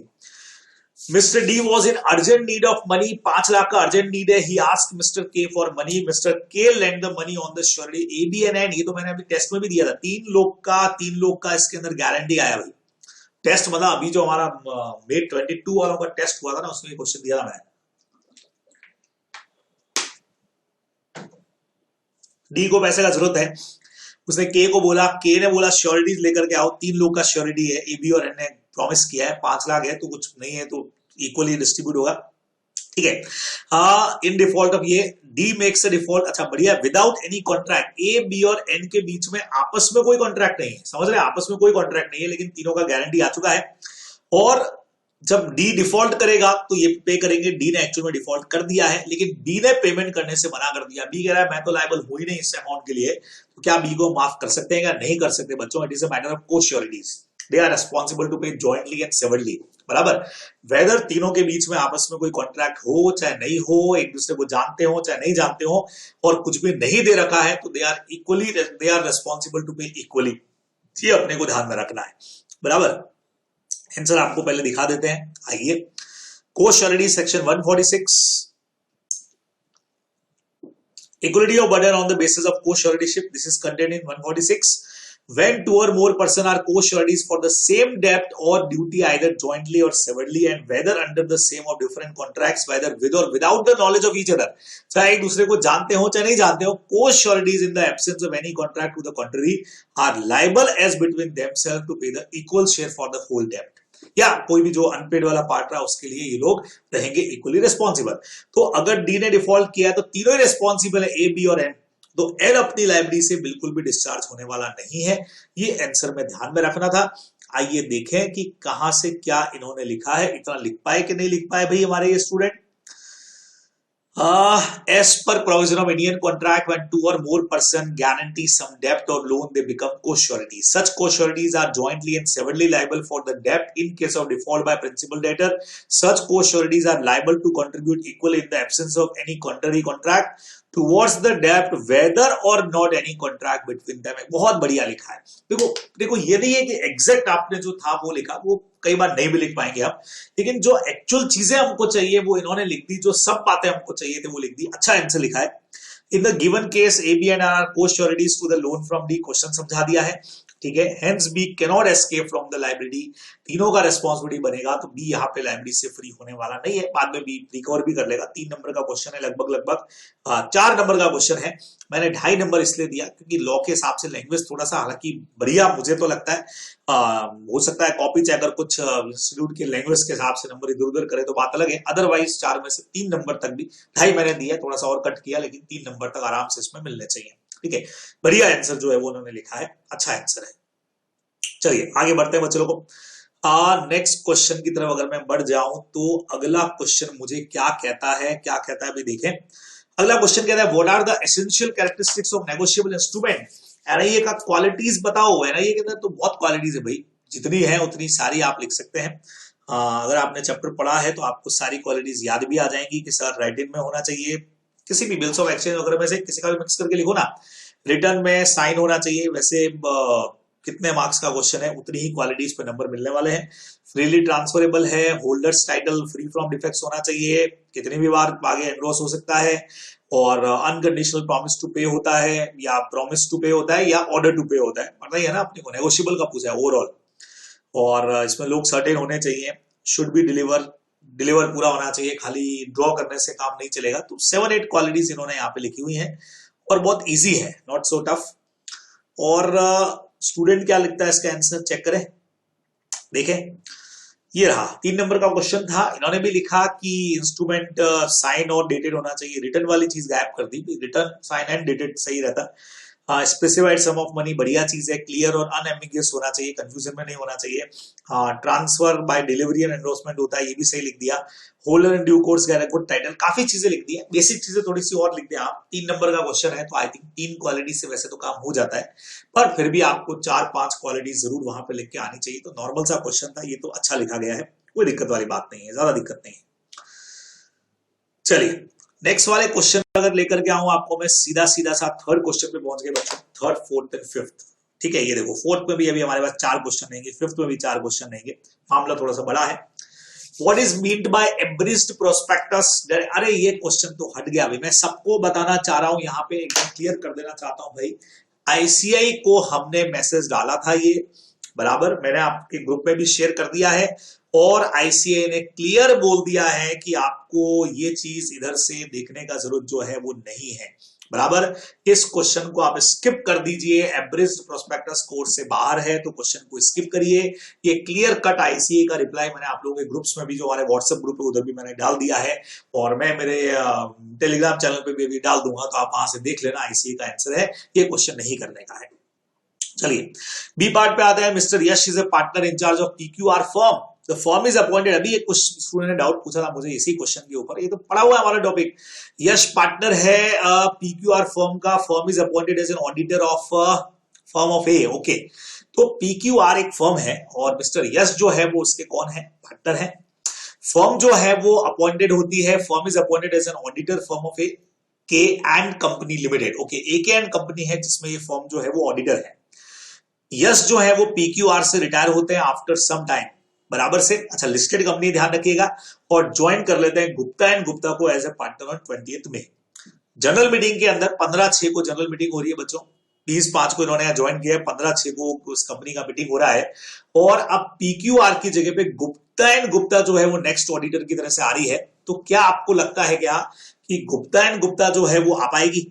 तो अपन ने प्रोविजन पढ़ा हुआ है कि जब भी कोई फर्म का इंचार्ज और जो पार्टनर है वो फर्म से रिटायर होकर के किसी दूसरी फर्म को ज्वाइन करता है, ठीक है, और कंपनी जिसमें अपॉइंट होने जा रही है वो दूसरी वाली फर्म है, ये फर्म तो डिस्क्वालीफाई हो ही रही है, मतलब रिटायर हो ही रही है, दूसरी वाली फर्म भी अगर टाटा बाय बाय हो जाएगी, क्योंकि अगर कंपनी लिस्टेड कंपनी है, बराबर, आप सब जानते हो कि हमारी जो रिक्वायरमेंट है 139(2) की, तो स्पेसिफाई करती है कुछ कंपनीज को जहां 5 ईयर इंडिविजुअल के लिए, 5+5 फर्म के लिए, उसके बाद 5 साल का ब्रेक। और अगर एक फर्म का पार्टनर रिटायर होकर दूसरी फर्म को ज्वाइन करता है तो दूसरी वाली जो फर्म है वो भी डिस्क्वालीफाई हो जाएगी, उसको भी 5 साल तक के लिए कूलिंग पीरियड लेना पड़ेगा। ये प्रोविजन हमको अच्छी तरह से पता है। 5 मार्क का हमारा क्वेश्चन है, आंसर आपको मैं दिखा देता हूं, बिल्कुल याद आ जाएगा आप लोगों को। ये देखिए, एवरेज प्रोस्पेक्टस नहीं करना है, आईसीआई ने क्लियर बोल दिया। 139(2) में आपको जैसा अभी बोल रहा था, सीधा सीधा सा लिस्टेड कंपनी के लिए क्वेश्चन है हमारा, तो listed company plus other class of company, जो इसका डिटेल भी आपको पता है। कोई भी इंडिविजुअल 5 साल के लिए ऑडिट फर्म है तो 2 टर्म्स ऑफ 5 साल के लिए नहीं आएगा, और उसके बाद दोनों ही केसेस में आपको 5 ईयर का लेना पड़ेगा कूलिंग पीरियड, ठीक है। क्लियर प्रोविजन है, जैसा भी आप लिखना चाहें। अब प्रोवाइडेड बोला है date of appointment no audit firm having, जिसमें कॉमन पार्टनर हो, या मतलब जिसका कॉमन पार्टनर इधर उधर दोनों जगह पे है, या इधर से रिटायर होकर के, वो क्लियर बोला, if a partner who is in charge of audit firm and also certify the financial statement, retire from the set firm और ज्वाइन करता है another firm of chartered accountant को, तो ये अदर फर्म भी एलिजिबल नहीं होगी उस स्कूलिंग वाले 5 साल के लिए। तो यहां पे क्लियर मैटर हो गया कि आप पीक्यूआर से निकल के गुप्ता एंड गुप्ता में गए हो तो गुप्ता एंड गुप्ता जो है वो भी इनएलिजिबल हो जाएगी अपॉइंटेड फॉर 5 ईयर्स, क्योंकि कंपनी लिस्टेड कंपनी है, ये सारी कंपनीज के लिए नहीं होता है, स्पेसिफिक जो कंपनी है, क्लियर बोल दिया लिस्टेड कंपनी है, तो डिस्क्वालिफिकेशन अपने को दिख रही है, ठीक है। तो अब बढ़िया क्वेश्चन है, बहुत जबरदस्त है, बहुत ढंग से इसका आंसर देना चाहिए था। देखें आंसर कैसा लिखा गया है, चेक करें। यहाँ पे मामला एक छोटा सा गड़बड़ हो गया, एज पर प्रोविजन ऑफ 1, अब ये 39 लिखना चाह रहे थे, क्या था, दिख तो 129 रहा है, गलत है भाई, ऐसा सेक्शन में जल्दबाजी मत करो, नहीं तो लिखो ही मत, ठीक है। At the auditor if an individual can be appointed for one term of 5 consecutive years. अब ये डायरेक्ट लिख दिया इन्होंने, ऐसा सारी कंपनीज में नहीं है। मैं आप सब लोगों को क्लियर करना चाह रहा हूं, ये कंसेप्ट सेट करो कि 139(2) को छोड़ करके बाकी कंपनीज में ऑडिटर 5 साल फिर प्लस 5 साल फिर 5 साल फिर 5 साल कितना भी काम कर सकता है, कोई उसको कूलिंग पीरियड पे नहीं जाने का है, बराबर। तो सीधा सा इन्होंने लिख दिया कि भी ये होता है if the firm can be appointed 2 term of 5 consecutive year, उन सेक्शन में आने वाली कंपनीज के लिए, सबके लिए नहीं है, ठीक है। इन्होंने डायरेक्ट लिख दिया after the expiry of term the individual or firm can not reappointed as auditor for period of 5 year also known as cooling period. लेकिन फिर से बोलूंगा, सारी कंपनीज के लिए नहीं, आपको ऊपर लिस्टेड कंपनी और स्पेसिफिक कंपनीज के बारे में लिखना चाहिए था, ये गड़बड़ कर दिया इधर, बाकी प्रोविजन ठीक था। Provided that the company is not allowed to appoint the subsequent auditor from same auditing firm or same network or auditor of a firm which is outgoing partner has joined in। थोड़ा सा mix करके इन्होंने लिख दिया, थोड़ा सा proper तरीके से लिखते हैं कि कोई भी when in charge or partner retires from the one firm, ठीक है, या retiring firm and join some another firm, so another firm is also disqualified for 5 years, ऐसा कुछ अपन प्रॉपर तरीके से लिखते तो और मजा आता। तो प्रोविजन का प्रेजेंटेशन, फाइनल आंसर तो मिल गया इनका, बिल्कुल सही है, ठीक है। गुप्ता एंड गुप्ता जो है वो उनका ऑडिटर नॉट वैलिड जाएगा बराबर से, क्योंकि बट ऑब्वियस है रिटायर होकर के आप वहां ज्वाइन कर रहे हो, लेकिन प्रोविजन थोड़ा सा और बढ़िया तरीके से लिखा जा सकता था, ये मैं जरूर यहाँ पे कहना चाहूंगा, इसलिए नंबर भी कट किए मैंने यहाँ पे। 5 नंबर का क्वेश्चन है तो मैंने तो 2.5 इसलिए किए, सबसे पहले तो सेक्शन देखते ही गड़बड़ हो गया सारा का सारा मामला, ठीक है, क्योंकि आप भी अगर देखें तो मुझे तो ये 129 ही दिखाई दे रहा है, अभी मैं पूरा एकदम जूम कर देता हूं, मुझे 139 तो नहीं दिखाई दे रहा है, तो मामला ही गड़बड़ हो जाएगा। 129 आते ही तो ये तो फाइनेंशियल स्टेटमेंट का सेक्शन हो गया, और फिर लिस्टेड कंपनी वगैरह का कोई रेफरेंस नहीं, कोई कुछ भी नहीं, तो ये गड़बड़ यहाँ पे बहुत बड़ी है, इसको थोड़ा सा संभालें, नहीं तो क्या होगा कि क्वेश्चन आते हुए भी गड़बड़ कर दें, सब कुछ आता है फिर भी अगर मार्क्स नहीं मिलेंगे तो मजा नहीं आएगा। इतना अच्छा प्रेजेंटेशन है, मतलब प्रिपरेशन है, तो प्रेजेंटेशन भी उतना ही मजबूत आपका होना चाहिए। चलो चलो चलो नेक्स्ट पे आते हैं फटाफट। Discuss with reason in the following given condition whether M can be called as HDC. इसमें एचडीसी बोल सकते हैं कि एम को, M the pay of the cheque, जिसको कोर्ट ने प्रोहिबिट कर दिया, कहां से होगा भाई, एचडीसी होने के लिए पैसा लेने का राइट होना चाहिए, कोर्ट ने प्रोहिबिट कर दिया तो टाटा बाय बाय नहीं बन सकते। एम एजेंट है क्यू का, interested with an instrument without endorsement to Q. देखो एम जो है वो क्यू का एजेंट जरूर है, इंस्ट्रूमेंट को अपने पास रख भी रहा है, लेकिन एम के नाम से थोड़ी है, क्यू ने उसको एंडोर्स थोड़ी किया अभी तक, तो एज एजेंट आप खाली होल्ड करके रख रहे हो, ना तो आपके नाम पे है, ना आप पैसा ले सकते हो, कुछ भी चीजें नहीं है, तो आप तो होल्डर ही नहीं हो यहाँ पे, तो होल्डर इन ड्यू, अच्छा होल्डर ही तो पूछा है, होल्डर हो ही नहीं, होल्डर वो है जो अपने नेम से रखता है बिल को और अपने नेम से पेमेंट लेने का राइट रखता है, दोनों ही केसेस में दोनों ही चीजें नहीं है, तो सवाल ही नहीं होता है, आप नहीं बन सकते। आओ आंसर पहले चेक कर लेते हैं बच्चों फटाफट से। आंसर क्या कहता है भाई इसका, person to be called as holder, जो अपने नेम में रख सकता हो और जो उस पर अपना पेमेंट ले सकता हो। क्लियर आपको मैंने बोला, फर्स्ट वाले में नहीं है, क्योंकि खाली पोजीशन होने से काम नहीं होता है, रिसीव अमाउंट तो रिसीव नहीं कर पाओगे ना, तो not as holder because court ने रोक दिया, तो आप यहाँ पे होल्डर नहीं हो, बराबर। सेकंड नंबर, सेकंड में भी होल्डर नहीं है भाई, फर्स्ट वाले में not a holder because to be called a holder he must entitle not only to position ही होना जरूरी नहीं, पैसा और पैसा लेने के लिए कोर्ट ने रोक दिया। सेकंड वाले के अंदर भी यही है, एज एजेंट आप रख रहे हो लेकिन आपके नाम पे नहीं है, ना अपने नाम से आप कुछ कर सकते हो, तो इसलिए भी आपके पास में राइट्स होने वाले नहीं है, अपने को ध्यान में रखना है। चलिए तो यहां से अब यहां से आ जाओ फटाफट से बच्चे लोगों, ये रहा इनका आंसर। होल्डर कौन होता है, होल्डर होता है who has position of the negotiable instrument and who has right to receive or collect money against such instrument, ये भी सही है। फर्स्ट में in the given instance M is the payee but prohibited by the court है, तो ये holder की category में नहीं आएगा। सेकंड वाला, in the given case Q the principal M has been entrusted with the instrument with he considered as a holder, गलत लिख दिया भाई इन्होंने, ये आंसर गलत लिख दिया, इनको ये लग गया कि इंटरेस्टेड का मतलब ये है कि तो अपने पास रख रहा है, अपने नाम से रख रहा है, पैसा लेने का राइट है, सवाल ही नहीं। क्वेश्चन में क्लियर बोल दिया था विदाउट एंडोर्समेंट, तो प्रिंसिपल ने अपने एजेंट को एंडोर्स थोड़ी किया है। आज मैं अपने एजेंट को बोलूं ये ले भाई बिल संभाल के अंदर रख देना, तो वो होल्डर थोड़ी हो गया, ऐसा क्वेश्चन में अपने नोट्स में भी है, किसी को संभाल के रखने के लिए दिया तो वो होल्डर थोड़ी बन जाएगा, बराबर। होल्डर तो मैं ही रहूंगा, नाम मेरा है ना, मैंने एंडोर्स किया ना, उसको पैसा लेने का राइट है, तो होल्डर कैसे हो सकता है। यहाँ ये बड़ी गलती इनसे हो गई है, इसलिए मार्क्स कटेंगे, बराबर। नेक्स्ट पे आते हैं बच्चे लोगों, आइए जी नेक्स्ट क्वेश्चन के ऊपर आपको लेकर के चलूं, और नेक्स्ट वाले हमारे कुछ जो क्वेश्चंस रहेंगे बच्चों ये हैं आई थिंक इंटरप्रिटेशन और जनरल क्लॉजेस के। इंटरप्रिटेशन थोड़ा सा आप लोगों को लगता है टफ हो सकता है, जैसे explain how dictionary definition can be great help in interpretation. Dictionary वाली चीज कैसे हेल्प कर सकती है, 3 नंबर का क्वेश्चन है। अब बच्चों ये डायरेक्टली आपको पढ़ के जाना है, इंटरप्रिटेशन का हमारा मैटर है, डिक्शनरी मीनिंग आपको देके रखा हुआ है।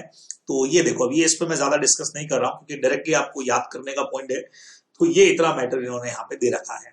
ठीक है, अब ये तो बहुत कुछ बुक और स्टडी मैट का ही रेफरेंस से जाएगा बच्चों, इन्होंने यहाँ समझाया है, नो डाउट 3 नंबर का क्वेश्चन है, बढ़िया समझाया इन्होंने, अच्छा समझाया है, इन्होंने यहाँ लिखा भी है, बट थोड़ा इसमें लैंग्वेज मैच करना पड़ेगा, नहीं तो मार्क्स कटेंगे। इसलिए मैंने कहा था कि आप लॉ वाला पोर्शन तो है उसको बहुत बेहतरीन करके जाओ, सबसे बेटर करके जाओ कंपनीज एक्ट, ताकि नंबर सिक्योर हो जाए। 60 नंबर का कंपनीज एक्ट आ रहा है, 40 तो उधर से सिक्योर कर लो, मिनिमम कह रहा हूं मैं, 60 में से 40 तो उधर से सिक्योर करो, और बाकी आप जो है इंडियन कॉन्ट्रैक्ट से नंबर अपने बढ़ाओ, नेगोशिएबल से आप बढ़ाओ, इवन जनरल क्लॉजेज एक्ट के भी कुछ सेक्शंस पे ही क्वेश्चंस बन रहे हैं, बहुत बढ़िया सेक्शंस है, उन पे नंबर बढ़ाओ। इंटरप्रिटेशन में कई बार डायरेक्ट आ जाए कोई कि भाई प्रोविजो का मीनिंग पूछ लिया या इंक्लूड का मीनिंग पूछ लिया, डेफिनेशन कुछ पूछ लिया, तब तो बढ़िया है, लेकिन इस तरह के क्वेश्चंस में कई बार लैंग्वेज मुश्किल में आपको डाल सकती है, पर कोई बात नहीं, जितना बेटर कर सकते हैं उतना करके जाओ। तो ये अब डायरेक्ट याद करने वाला क्वेश्चन है, तो इसमें मुझे कोई डिस्कशन जैसा लग नहीं रहा है, इसलिए मैंने ज्यादा इस पर डिस्कस नहीं किया है। इस पर मेहनत करना पड़ेगा भाई, जो करना चाह रहे हैं वो इस पर भले ही मेहनत कर सकते हैं थोड़ी और। फोर्थ क्वेश्चन पे आऊं बच्चों, आखिरी 2 क्वेश्चन बचे हुए हमारे पास, fourth and fifth. Fourth question कहता है the person not being members are dealing with the company always protect. ब्लॉकलाइन ऑफ इंडोर मैनेजमेंट पूछ लिया बच्चों, 6 नंबर का। आउटसाइडर बेनिफिट ले सकता है, तो इंडोर मैनेजमेंट पे पूरा आप लिख सकते हैं, बहुत इजी है, तो 6 नंबर का पूरा पोर्शन है। रॉयल ब्रिटिश बैंक वर्सेस टर्कवाइड वगैरह आप लोग लिखे हैं इसके अंदर। कंस्ट्रक्टिव नोटिस का ये एक्सेप्शन होता है, 6 नंबर का क्वेश्चन है, 3 पैराग्राफ दिए गए हैं, 3-4 पैरा। मीनिंग समझा दिया आपको पूरा मेमोरेंडम आर्टिकल्स, और उसको इंक्वायरी करने का जरूरत नहीं है। आउटसाइडर को प्रोटेक्शन देता है, इनसाइडर को नहीं देता है। कंस्ट्रक्टिव नोटिस के एक्सेप्शन की तरह से काम करता है, सेफगार्ड है, ये पूरा का पूरा आपको देना चाहिए। ठीक है, यहाँ पे भी स्टूडेंट ने आंसर लिखा है, और कंस्ट्रक्टिव नोटिस के एक्सेप्शन वगैरह का पॉइंट इन्होंने नहीं लिखा, तो उसके शायद मार्क्स मैंने उड़ाए होंगे। लिखा है The doctrine of indoor management was laid by the case law Royal British Bank, और exception है constructive notice का। While dealing with the company, though required to have knowledge of registered document and not required to inquiry about consisting of its internal regulations, ये पूरा लिख दिया। और ये इसके exceptions के पॉइंट भी इन्होंने लिखे हैं, तो 6 में से मतलब नंबर 4 से 5 मिल जाएंगे। मैंने जरूर नंबर थोड़े से कम दिए हैं क्योंकि इंस्टीट्यूट ने एक्सेप्शंस इंक्लूड नहीं करके भी मैटर काफी बढ़ाया है, तो छोटा सा आप रॉयल ब्रिटिश बैंक के बारे में समझा दें या कुछ लाइन इसमें और डाल दें आप, हालांकि इन्होंने डाल दिया पूरा, यहाँ पे इनसाइडर बेनिफिट नहीं लेगा, तो 4 से 5 नंबर चलिए इसके अंदर बहुत आराम से इनको मिल जाएंगे, कोई बड़ी बात नहीं है, एकदम डायरेक्ट सा क्वेश्चन है, तो टेंशन नहीं है इस क्वेश्चन के अंदर, बराबर। चलिए, तो थ्योरी क्वेश्चन है, ज्यादा मुझे डिस्कस करने का जरूरत भी नहीं है, तो नेक्स्ट पे आ जाता हूं फटाफट से। नेक्स्ट क्वेश्चन कहता है कमेंट करके बताओ relevant provision whether the following amount receive by company. बच्चों बहुत बार ये क्वेश्चन आ चुका है, डिपॉजिट के अंदर है कि नहीं है, और मैं लगातार आपको कह रहा हूं कि चीजें बहुत इंपॉर्टेंट है, पर डायरेक्ट पॉइंट है ये, एज इट इज आपको पॉइंट देके रखा है। 5 lakh raise by the Rohit limited through issue of non convertible debenture, याद रखिएगा नॉन कन्वर्टेबल डिबेंचर है, चार्ज है कंपनी का एसेट के ऊपर, और साथ में लिस्टेड भी है, तो क्या ये और सेबी के प्रोविजन के हिसाब से क्या ये डिपॉजिट की कैटेगरी में आएंगी क्या, क्या कहते हो बच्चों? डायरेक्ट पॉइंट आपको जो लिस्ट दी है मैंने, रूल 2 जब आप देखेंगे तो आपको पता लगेगा यस सर, रूल 2 के हिसाब से ये डिपॉजिट की लिस्ट में नहीं आ रहे, क्लियर डायरेक्टली दे रखा है। अच्छा, यहां बात करें तो 2 lakh receive by Rishi limited from its employee से 2 लाख मिले तरुण से, जिसका एनुअल सैलरी 150 है, नॉट बिलिंग, तो सैलरी से ज्यादा अगर है तो वो डिपॉजिट की कैटेगरी के अंदर अमाउंट आ जाएगा। ये अपना सीधा सीधा से प्रोविजन था, कई बार अपन ने इसको किया है, आप लोग ध्यान में रखेंगे। आओ चेक करते हैं, ये देखो डायरेक्ट पॉइंट है, 5 लाख रेस, यूं कहीं थ्योरी लिख दिया, विल नॉट बी कंसीडर्ड। अब ये सब रूल नहीं याद रहे तो रूल 2 तो लिख ही देना, अकॉर्डिंग रूल 2। अगर ये नहीं आपको रहता है कि सर ये 9A वाला पॉइंट तुमको नहीं याद रहेगा, कोई बात नहीं, रूल 2 तो याद रखना। सेकेंड वाले में 2 लाख है, जो उसका एनुअल सैलरी से ज्यादा है, ये देखो माना जाएगा for the amount receive is more than annual salary. तो सैलरी जितना तक तो नॉट इंक्लूडेड रहता है, डिपॉजिट में नहीं आता है, लेकिन मोर देन सैलरी अगर चला गया है, सेम एग्जांपल क्वेश्चन खूब किए हुए हमने, तो वो जो है वो डिपॉजिट की तरह से काउंट हो जाएगा, ये अपने को ध्यान में रखना था, बराबर। देखें स्टूडेंट का आंसर क्या है, हाँ ना है कि नहीं है, या क्या कुछ लिखा है कि नहीं लिखा है, देख लें। As per provision of companies act deposit का मीनिंग इन्होंने यहाँ पे समझा दिया। मीनिंग समझाने के बाद इन्होंने यहाँ समझाया है पहला point 5 lakh raise by Rohit through issue of non convertible debenture, और चार पूरा थ्योरी क्यों लिख दिया, shall not be constitute as deposit, बढ़िया लिखा है। और मैं चाहूंगा रूल 2 लिख दो तो और मजा आ जाएगा। और इसमें इन्होंने क्लियर बोल दिया सेकंड वाले में भी, who draws annual salary 150 to be considered as deposit, बहुत बढ़िया, ये भी इन्होंने सही लिख दिया क्योंकि डिपॉजिट माना जाएगा क्योंकि 2 लाख रुपीज जो है वो ज्यादा हो रहा है सैलरी से, ठीक है।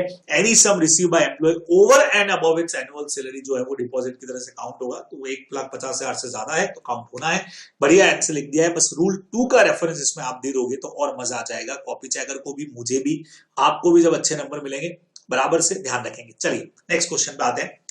सेबी का disclosure requirement 5th amendment was issued. अच्छा, सेबी ने अपना ये जो नोटिफिकेशन रेगुलेशन निकाला, ये क्वेश्चन पढ़ के घबराना मत, आगे जनरल क्लॉजेस दिख गया अपने को। 14 अगस्त को नोटिफिकेशन निकाला और जिसमें डेट दे दी है कि इफेक्टिव होगा 1 जनवरी से। आपको जनरल क्लॉजेस एक्ट के हिसाब से बोला है कि डेट ऑफ एनफोर्समेंट जो क्लियर पता लग रहा है भाई, अगर नोटिफिकेशन में डेट दे दी है कोई अप्लाई करने, या तो नोटिफिकेशन का डेट या प्रेसिडेंट का कंसेंट का डेट, अगर कुछ भी नहीं समझ में आ रहा है, और अगर नोटिफिकेशन में कोई डेट दे दिया कि इस दिन से अप्लाई करना है तो वही दिन माना जाएगा, बराबर। बहुत सीधा सा पोर्शन है, 3 नंबर का क्वेश्चन है, एकदम धड़ाधड़, फटाफट देखो मेरे साथ में, बस कुछ ही क्वेश्चंस बचे अपने। According to section 5 of General Clauses Act, where any central act does not specify mention the particular date, तो हम इंप्लीमेंटेड मानते हैं प्रेसिडेंट का, वही अपना गवर्नर प्रेसिडेंट, पुराने टाइम में गवर्नर जनरल हो गया, प्रेसिडेंट का कंसेंट, बराबर।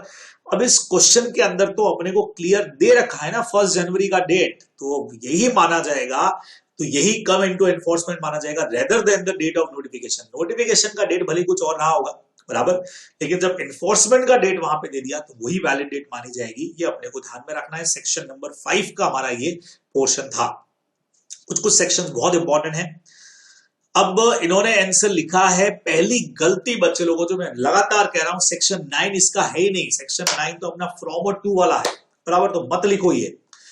तो इन्होंने लिख दिया कमेंसमेंट के लिए, where specific date is mention for the effective and enactment notification, the enactment will be enforcement on such date, और कुछ नहीं दे रखा है तो जब प्रेसिडेंट का कंसेंट आया। बहुत सही लिखा है इन्होंने, आंसर सही लिखा है, लेकिन यहां गड़बड़ घोटाला हो जाएगा, तो प्लीज ऐसा मत करिए, बराबर। फाइनल आंसर भी इनका सही है, 1 जनवरी जो है वो मानी जाएगी, नोटिफिकेशन की डेट नहीं मानी जाएगी, 1 जनवरी ही डेट मानी जाएगी। बहुत सही आंसर लिखा बच्चों। सेक्शन में गलती कर दोगे तो मार्क्स कटने के चांसेस हो सकते हैं, मैंने तो दे दिया है, हो सकता है वहां पे मार्क्स कट जाए, तो प्लीज प्लीज प्लीज ऐसी गलती बिल्कुल भी न करें, बराबर। चलो अगले क्वेश्चन की तरफ बढ़ते हैं। डायरेक्ट क्वेश्चन आया बच्चों, ग्रामेटिकल इंटरप्रिटेशन आपसे पूछ लिया क्या होता है और इसके एक्सेप्शंस क्या होते हैं, ये भी आपसे पूछ लिया, तो डायरेक्ट 4 मार्क का थ्योरी क्वेश्चन है। और इसमें अब इंस्टीट्यूट तो अपना आंसर पूरा वही देगा जो स्टडी मैट में देके रखा है, तो इसमें हम चांस लेंगे कि भाई 4 में से अपने को 2-3 नंबर मिल जाए, ये पूरा प्रोविजन और ये इसका एक्सेप्शन दे रखा है, बराबर।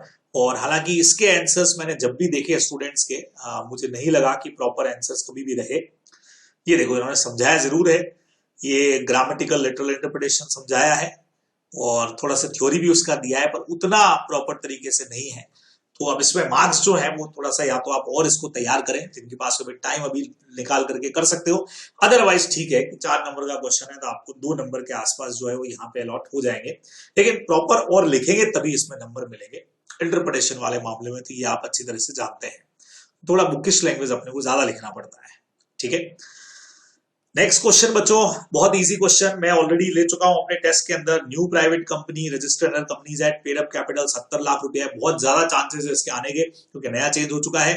30 करोड़ का टर्नओवर है, क्या ये स्मॉल कंपनी में आएगा, क्या नहीं आएगा। 70 लाख तो ठीक है बच्चों, आप सब जानते हो। 2 करोड़ का तो हमारा कैपिटल हो चुका है, 20 करोड़ का टर्नओवर हो चुका है। एक रिक्वायरमेंट पूरी हो रही है, दूसरी आप 20 से बाहर निकल गए तो स्मॉल कंपनी नहीं है।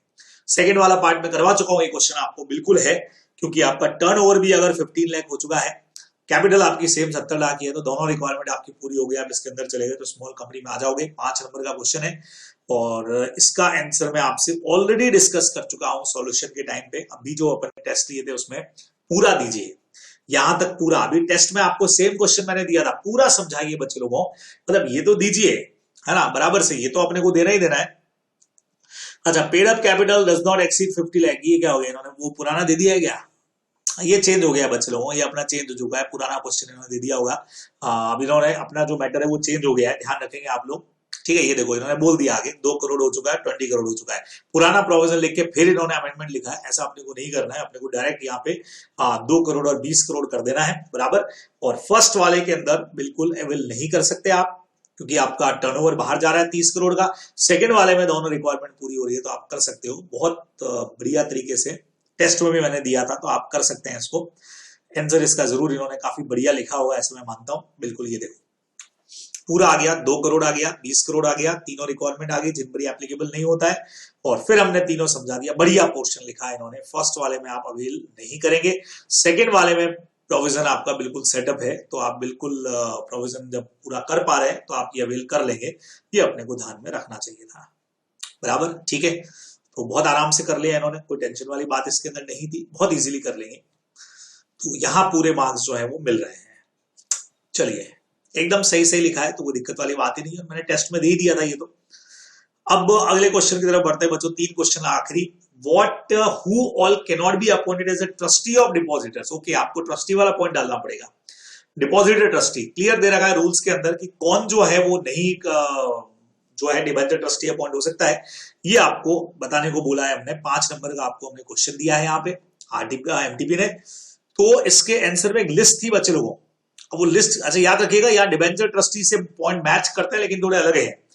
पहले वाले में director, KMP, any other officer, employ of the company, पूरा कैश। ठीक है, फिर उसके बाद में indebted of to the company its subsidy as well as depositor in the company भी। ठीक है, इंडेप्टेड अगर है पूरे कैश का, या कोई फाइनेंशियल रिलेशनशिप है कंपनी के साथ में, या गारंटी एग्रीमेंट में अगर हुआ है किसी लोन के लिए, या पहले वालों के जो रिलेटिव्स हैं, डायरेक्टर, केएमपी, ऑफिसर, एम्प्लॉय के जो रिलेटिव्स अगर हैं 277 के हिसाब से, वो भी अपॉइंट नहीं हो सकते। कैटेगरी यहाँ पे 5 दी है बच्चों, और लगभग 5 नंबर का अगर क्वेश्चन है तो एक का एक अपने को यहाँ पे मिलता हुआ दिख रहा है। आई थिंक 5 नंबर का क्वेश्चन है। अब इन्होंने भी लिखा तो है लेकिन प्रॉपर नहीं लिख पाई। देखो इन्होंने लिखा तो सही, any director, officer, KMP of company of its holding and subsidiary. ठीक है, any person who hold any financial relationship with the company indebted. अच्छा, रिलेटिव ऑफ डायरेक्टर, केएमपी सिर्फ इतना लिख के छोड़ दिया, आगे एम्प्लॉय कहां जाएगा। Person who indebted to the सिर्फ कंपनी लिख दिया, कंपनी के आगे का जो पोर्शन अपना था होल्डिंग सब्सिडरी वाला वो यहाँ पे नहीं लिखा। ठीक है, तो ये जो चीजें फाइनेंशियल रिलेशनशिप वाला जो अपना पॉइंट था वो यहाँ आ चुका है।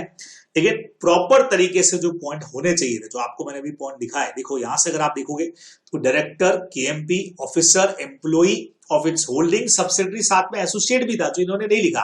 फिर रिलेटिव भी इन सबके हैं, इन्होंने खाली डायरेक्टर, केएमपी लिख के छोड़ दिया। इंडेप्टेड भी सबका है, जो पूरा लिखना चाहिए था अपने को बराबर।